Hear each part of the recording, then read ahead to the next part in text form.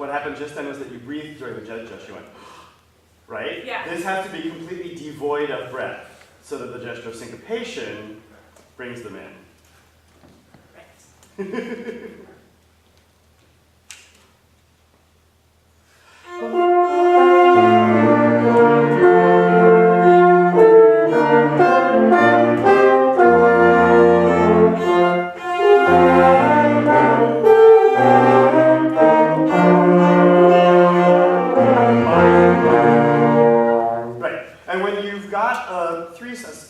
Staccatos like that, how can you make sure that all of the musicians cut off the very last note at the same time?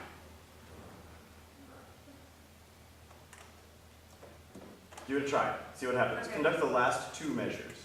Okay.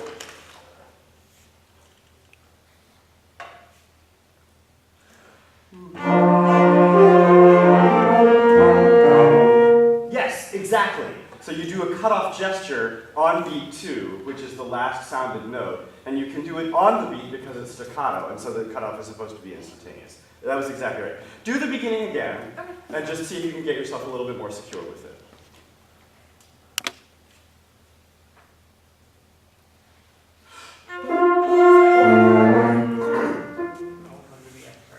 Sorry, can you see me?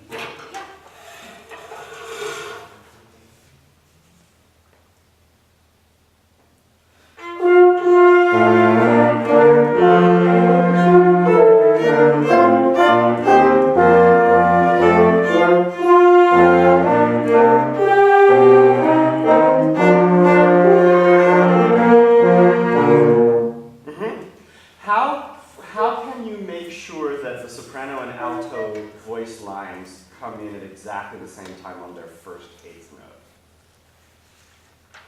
Well, I feel like I'm not breathing in the correct spot. Okay. And How are you breathing, and how do you think you ought to breathe? I don't know. You need to make sure that you The- breathe on beat 2. Yeah. So it's bum, bum. Okay. In fact, everybody do that with your right hand. You're going to go outwards dead, and then inwards and upwards live with the breath, and then you're going to just say bum, bum. Okay? So ready, and go. Out. Bum, bum. All right? So you have to breathe exactly the same way you would take a breath if your clarinet were in your mouth. And then, because if you time your own breath to be exactly the amount of breath that you would use before actually playing the note, they will all do exactly the same thing. Okay. Does that make sense? Yeah. Give it a try. Okay.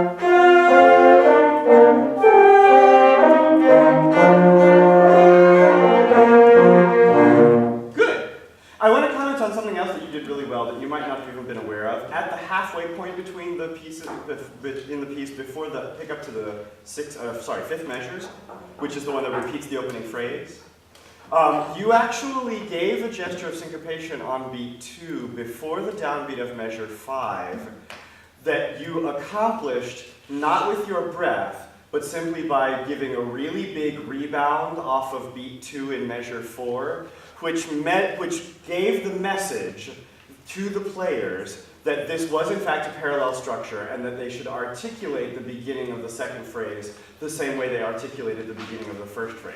Were you aware that you did that? No.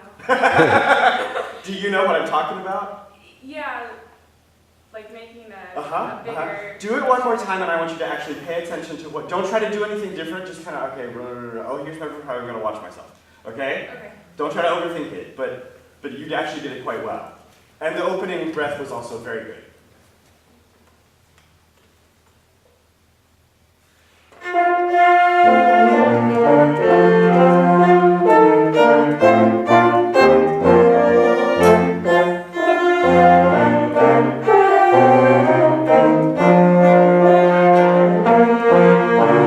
Did you feel it that time? Yeah. Yeah. I hit my stand. That's okay. How can you make sure that the tenor and bass lines enter simultaneously and synchronized?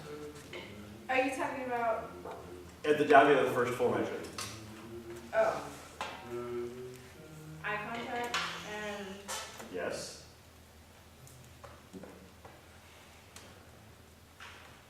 should I breathe on one? Good question. What do y'all think? Can't you just give a big rebound on one? I think that's the safer thing to do. You basically need to do on one what you did successfully at the pickup to 5. Okay.